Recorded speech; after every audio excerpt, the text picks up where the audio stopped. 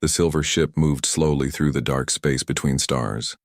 Captain Morthak sat in his chair, watching the screens that showed him the empty black ahead. His crew had been traveling for many days, looking for new worlds to study. "Captain," called out his science officer from across the bridge. "We found something." Morthak turned his large head toward the voice. His skin was blue-gray and smooth, with small ridges where a human might have eyebrows. Like all Velothians, he breathed through slits in his neck that opened and closed slowly. "What did you find?" "A star system with planets. The third planet shows signs that someone lived there once."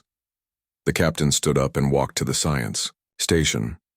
On the screen, he could see a small world that looked brown and rocky. Numbers and symbols moved across the display, telling him what their machines had learned. "Are there people there now?" "No, sir. No radio signals. No heat from buildings or machines. The planet looks dead." But the science officer pointed to marks on the planet's surface. "See these lines? They are too straight to be natural. Someone made them. And our sensors found pieces of metal that do not belong in nature." Morthak studied the information. In his many years of space travel, he had found 12 dead worlds. Some had been destroyed by war. Others had died from disease or natural disasters. All of them told sad stories of species that had not lived long enough to reach the stars. "How long ago do you think they died?" "Hard to say, Captain. Maybe 50 years. Maybe 100. Not very long in the history of a world." The captain made his decision. "Take us closer. We will land and see what we can learn about these people." The ship moved toward the planet. As it got closer, their instruments told them more about the world below. The air could be breathed by many species, though not by Velothians without help.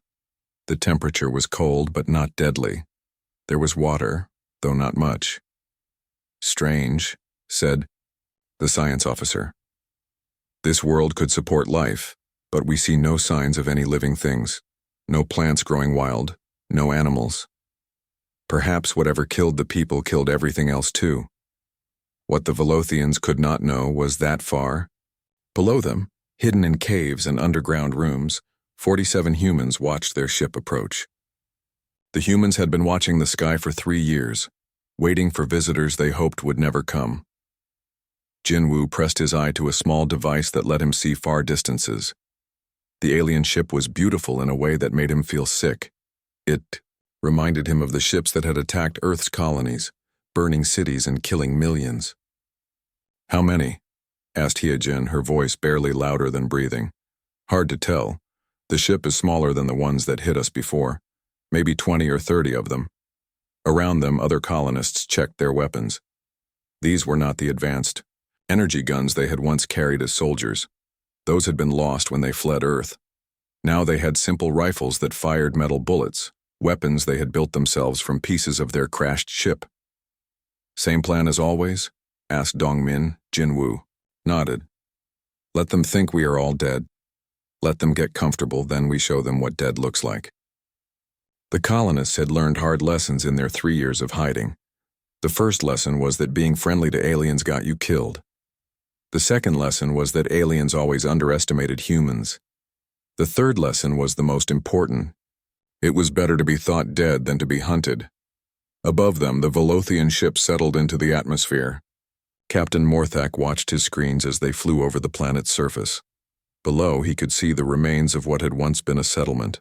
Buildings had fallen down. Vehicles sat broken and still. Everything looked abandoned. "Perfect landing. Sight," he told his pilot. "Set us down in the flat area near those ruins." The ship touched ground with barely a sound. Through the windows, the crew could see the alien landscape. It looked lonely and sad, like a place where hope had died. "Landing party will be myself, Science Officer Kethvar, and Engineer Dulthak," the captain announced. "Everyone else stays, with the ship. If this world killed one species, we will be careful not to let it kill us too." The 3 Velothians put on their breathing equipment and checked their tools. They carried devices that could tell them the age of objects, machines that could see through walls, and weapons that fired beams of energy. They felt safe and confident. As they walked down the ramp of their ship, None of them noticed the small devices hidden in the rocks around them.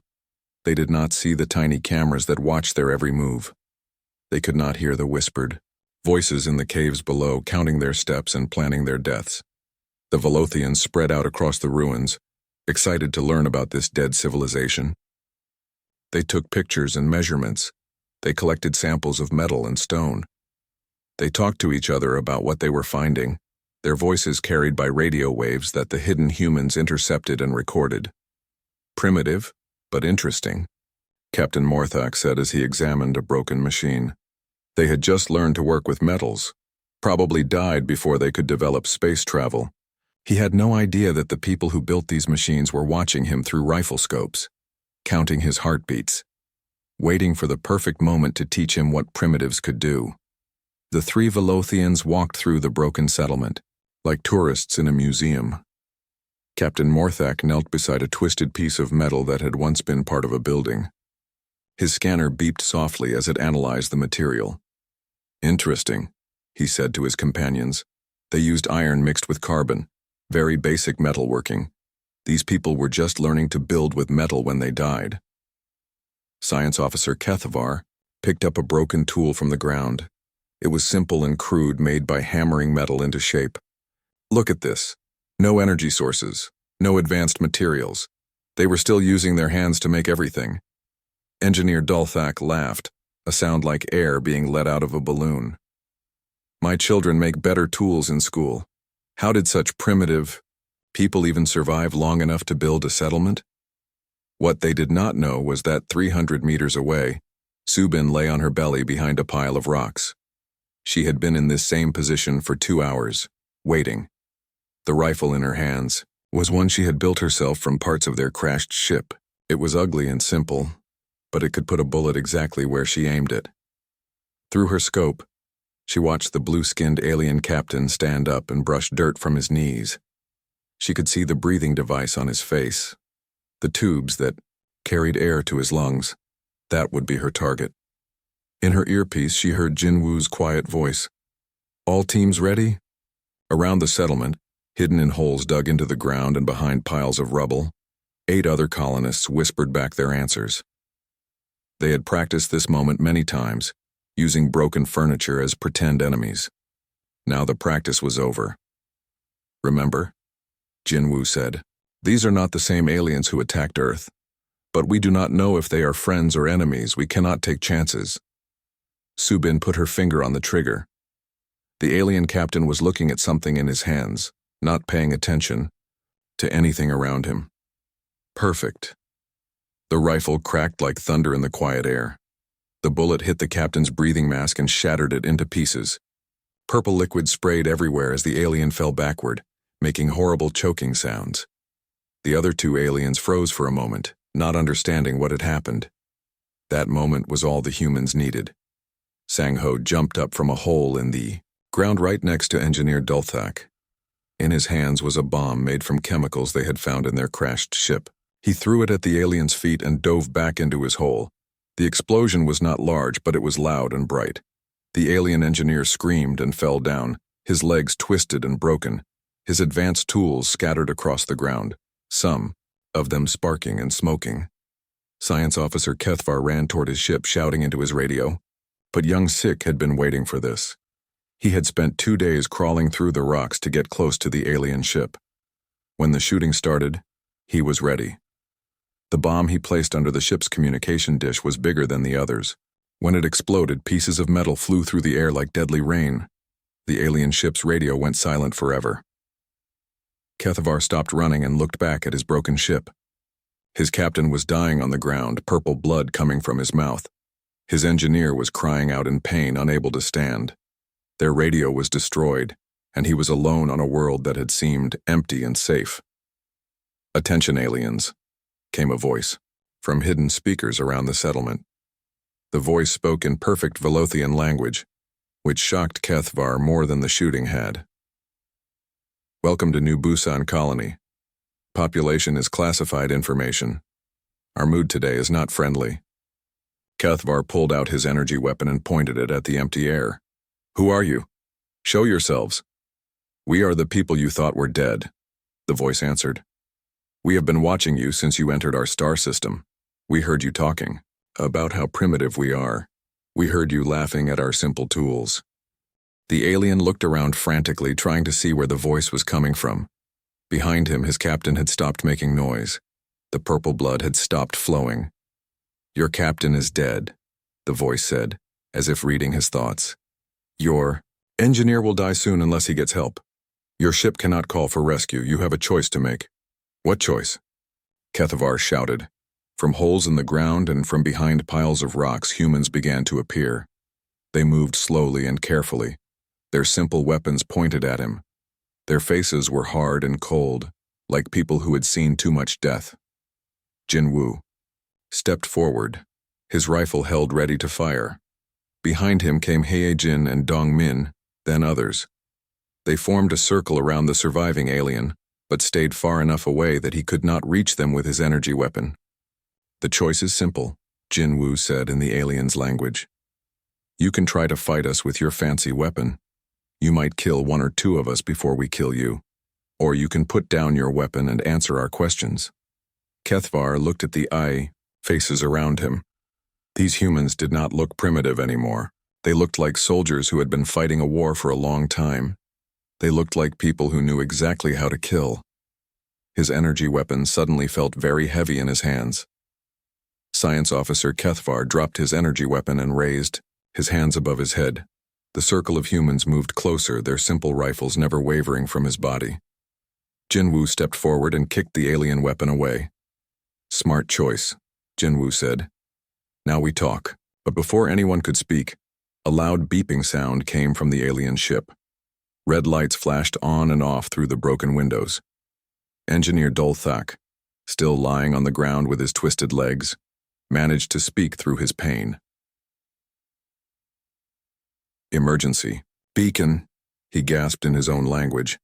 "Automatic distress signal. My people will come looking for us." Kethavar's eyes went wide. He had forgotten about the automatic systems. When the ship detected that the crew was in danger, it would send a signal to any Velothian ships in nearby star systems. Jinwoo understood enough of their language to know what this meant. He spoke quickly into his radio. "All teams, the aliens, have called for help. We have maybe 2 days before more ships arrive. Move to Plan Red immediately." Around the settlement, the other colonists began to disappear back into their hiding places. Within minutes, the area looked empty again, except for the 3 aliens and Jinwoo. "You made a mistake," Jinwoo told Kethavar. "Now we have to hunt. Your friends too." "Wait," the alien said, switching back to human language. "We can make a deal. My people are explorers, not warriors. We only wanted to study your world." Jinwoo's face showed no emotion. "That is what the last aliens told us, right before they burned our cities." He turned and walked away, leaving Kethavar alone with his dying companions. The alien looked around desperately, but the humans had vanished like ghosts. The settlement looked empty and dead again. 2 days later, the Velothian rescue ship arrived. Captain Zaltek brought 15 soldiers and the best medical equipment his people had. They found their missing ship easily, sitting in the middle of the ruined settlement like a broken toy. "Life signs?" Zaltek asked his medical officer. 3 Velothians detected. 2 are very weak. 1 appears healthy but frightened. The rescue team landed next to the damaged ship. They found Kethavar sitting beside the bodies of his captain and engineer, both dead from their wounds. The science officer looked like he had not slept in days. "What happened here?" Zaltek demanded. "Humans," Kethavar whispered. "They are not dead. They were hiding. They killed my friends and then just disappeared." The captain looked around at the empty settlement. His scanners showed no life signs except for small animals and insects. No human technology, no weapons, nothing. "Where are they now?" "I do not know. They could be anywhere. They could be watching us right now." Zalthek did not believe such a story. Primitive people could not just vanish. They left tracks, made noise, needed food and water. His soldiers would find them easily. "Spread out and search," he ordered his team. "These humans cannot hide from our equipment." What the Velothians did not understand was that the humans had been hiding from much more advanced enemies for 3 years. They had learned to live underground, to move without making sound, to eat food that left no trace, to become invisible even to themselves. Tae-sung watched the alien soldiers from a crack in the rocks 2 kilometers away. Through his simple telescope, he could see them walking through the settlement, pointing their fancy scanners at empty buildings. He spoke quietly into his radio. 15 soldiers, all armed. They have medical equipment and communication gear. They are spreading out to search. In the underground command center, Myung-hee listened to the report while studying maps of the area. The colonists had spent 2 years preparing this ground for exactly this situation. Every path the aliens might take led through carefully planned killing zones. Let them get comfortable first, she decided. Let them think they are safe.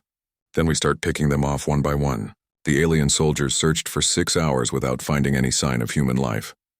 As the day grew dark, Captain Zalthik began to think his science officer had imagined the whole thing.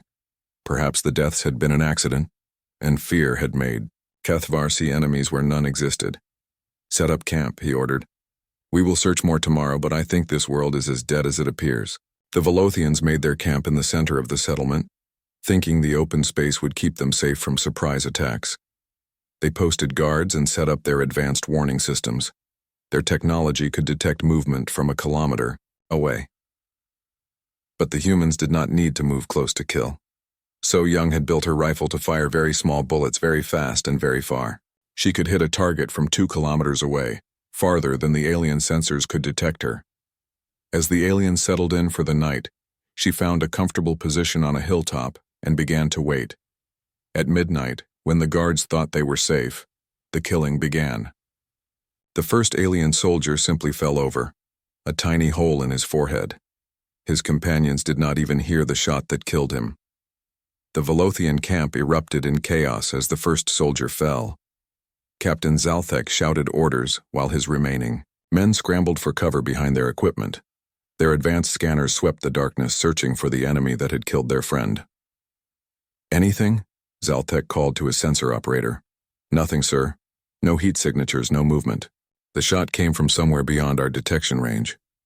The captain stared out into the black night. Somewhere in that darkness, primitive humans with simple weapons were hunting his trained soldiers. It made no sense. His people had energy shields, night vision, and sensors that could detect a mouse from a kilometer away. Another shot cracked through the air. This time, the bullet hit their main communication array, sending sparks flying. The shot had come from a completely different direction than the first one. They are moving around us, realized sensor operator Velthar. Multiple shooters staying beyond our scanner range. In the underground command center, Hyun-ju monitored the alien communications through equipment she had built from salvaged parts. The aliens were talking in their own language, but she had learned enough over the past 3 years to understand the important parts. They are scared, she reported to Jinwoo. They do not understand how we can see them when they cannot see us, Jinwoo smiled grimly. The aliens had better technology, but they did not understand the most important rule of war. The enemy you cannot find is the enemy that will kill you. Tell our shooters to keep moving. 1 shot, then move to the next position. Never shoot from the same place twice. 3 kilometers away, Young-sik packed up his rifle after taking his shot at the alien communication equipment. He had built a special sled that let him drag his weapon and supplies quickly across the rocky ground. By the time the aliens figured out where his shot had come from, he would be somewhere completely different. The Velothians tried to fight back, but their energy weapons were useless against enemies they could not see. They fired bright beams into the darkness, hoping to hit something, but they only revealed their own positions to the hidden humans. "Sir?" called Medical Officer Hethvar. "I am picking up something strange on our equipment." Captain Zalthek crawled over to the medical station, keeping his head low. "What is it?" "These bullets that killed our people. They are not primitive at all. Look at this." He held up a small piece of metal he had dug out of the dead soldier's body. "This is made from the same metal as our ship hulls. Somehow these humans learned to make bullets that can punch through our armor." The captain examined the bullet fragment under a small microscope. The metal had been shaped and hardened in ways that required advanced knowledge of material science. This was not the work of primitive toolmakers. How is this possible? Our scanners showed no advanced manufacturing on this planet. I do not. No, sir. But these humans have been studying our technology. They know exactly how to kill us. What the aliens did not realize was that the humans had been collecting alien technology for 3 years. Every time a hostile ship had crashed on their world, the colonists had taken it apart piece by piece. They had learned how alien metals worked, how alien electronics functioned, how alien weapons operated. Subin had spent 6 months learning to work with alien metals, melting them down and reshaping them into bullets. The process was dangerous and difficult, but the results were deadly effective against alien armor. In another part of the underground complex, Boram monitored the aliens through a network of tiny cameras the colonists had hidden around the settlement. The cameras were built from alien electronics, invisible to alien scanners because they use the same technology. They are trying to call for more help, she reported, but their main radio is destroyed, and we are jamming their backup systems. Jinwoo nodded. The colonists had learned this trick from the first aliens who had attacked them. If you could cut off an enemy's communications, they became isolated and afraid. Fear made people make mistakes. As the night wore on, the Velothians lost 2 more, soldiers to invisible snipers. Each death came from a different direction, each bullet perfectly placed to kill instantly. The surviving aliens huddled together in the center of their camp, their advanced weapons useless against an enemy they could not find. "Sir," whispered sensor operator Velthar, "I think I understand what happened here." "What do you mean?" "These humans. They were not primitive when we found them. They were hiding. They made their settlement look old and broken on purpose. They wanted us to think they were dead." Captain Zalthek felt a chill that had nothing to do with the cold night air. Why would they do that? Because someone hurt them before. Someone made them afraid to be found. They learned to become invisible to survive. In the darkness around them, the humans continued their patient hunt. They had learned many hard lessons over the past 3 years. The most important lesson was this: when you are outnumbered and outgunned, you become the thing your enemies fear most. You become the darkness that kills without warning. By dawn, only 5 Velothians remained alive in their makeshift camp. Captain Zalthek had not slept all night, his eyes scanning the empty landscape for enemies he could not see. Around him, his surviving soldiers jumped at every sound, their nerves shattered by hours of invisible death. "Sir," whispered Communications Officer Dralvin, "I managed to send one message before they jammed our systems. Help should arrive in 12 hours. Zalthek nodded, but he wondered if any of them would live to see rescue. The humans had killed 10 of his people without showing themselves even once. They were like ghosts that could reach out and touch you with death. In the underground command center, Jinwoo listened to the intercepted alien transmission. More ships were coming, probably with more soldiers and better weapons. The cycle would continue unless someone broke it. "How many humans are left on other worlds?"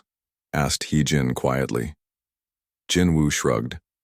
"Maybe thousands, maybe none. We stopped getting messages from other colonies 2 years ago. The colonists had once been part of a larger human civilization that stretched across dozens of worlds. Then the first alien attack had come, burning entire planets. The survivors had scattered and hidden, each group fighting alone for survival. We could try to talk to these new aliens," suggested Dongmin. "Maybe explain what happened to us." "And maybe they will listen," Jinwoo replied. "Or maybe they will decide that humans are too dangerous to live. Either way, we cannot let them leave." Knowing exactly where we are, above ground, the surviving Velothians tried to understand what they were facing. Science Officer Kethvar, the only survivor from the original landing party, sat apart from the others.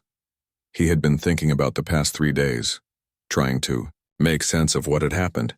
"Captain," he said finally, "I do not think these humans are the same species we expected to find." "What do you mean?" "Look at their tactics. They fight like soldiers, not like primitives defending their home. They have discipline, planning, advanced knowledge of our technology. These are people who have fought a war. Zalthek considered this. You think they fought other aliens before us? I think they lost a war with other aliens. Badly. These few survivors learned to hide so well that even we thought they were dead. As if summoned by their conversation, a human voice spoke from hidden speakers around the camp. The aliens recognized Jinwoo's voice from the previous day. Attention, Velothians. Your rescue ships will arrive soon. We have a message for them. What message? Zalthek called out to the empty air. Tell them this world is cursed. Tell them everyone who lands here dies. Tell them to mark this place as forbidden and never return. And if we refuse? There was a long silence. Then one by one, red laser dots appeared on the chests of all 5 surviving aliens. The dots came from different directions, showing that hidden snipers surrounded their camp completely. You will not refuse, Jinwoo said simply. When the Velothian battleship Swift Current arrived 6 hours later, they found the camp filled with bodies. Captain Varthok led a full military team to investigate, expecting to find evidence of a battle. Instead, they found something that made no sense. Their people had been killed by primitive projectile weapons, but the precision was surgical. Each shot had been perfectly placed to kill instantly. No energy weapon burns, no signs of advanced alien technology, just simple bullets fired by invisible enemies. Survivors? Varthok asked his medical team. 5, sir. They appear unharmed, but badly shaken. The surviving Velothians told a story that sounded like madness. Humans who could become invisible, primitive weapons that could defeat advanced armor, an entire planet that pretended to be dead while hunting anyone who landed there. Impossible, Varthok declared. Primitive species cannot achieve this level of tactical sophistication. But the evidence was all around him. 15 of his people were dead, killed by enemies who had never shown themselves. The humans had demonstrated capabilities that his military analysts said were impossible for a pre-spaceflight civilization. In the end, Captain Varthok made the same decision that dozens of other alien commanders had made over the past 3 years. He marked the planet as a biological hazard zone and recommended that all ships avoid the system. What really happened here? He asked Kethvar privately. The science officer looked out at the empty landscape with haunted eyes. We found humans, sir. But not the kind we expected. We found the kind that survive when everyone else dies.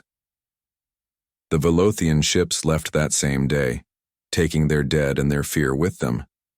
In the underground chambers of New Busan Colony, 47 humans watched them go and began preparing for the next visitors. How long this time? Asked Subin, cleaning her rifle. Jinwoo checked their supplies and ammunition. Maybe 6 months. Maybe a year. Someone will always come looking for easy planets to colonize. The humans of New Busan had learned the hardest lesson of survival. Sometimes the only way to live is to make sure everyone thinks you are already dead. In a galaxy full of species that saw humans as primitives or threats, being forgotten was the greatest gift of all. Above them, the stars continued to shine on a world that official records would mark as lifeless and cursed. The humans preferred it that way.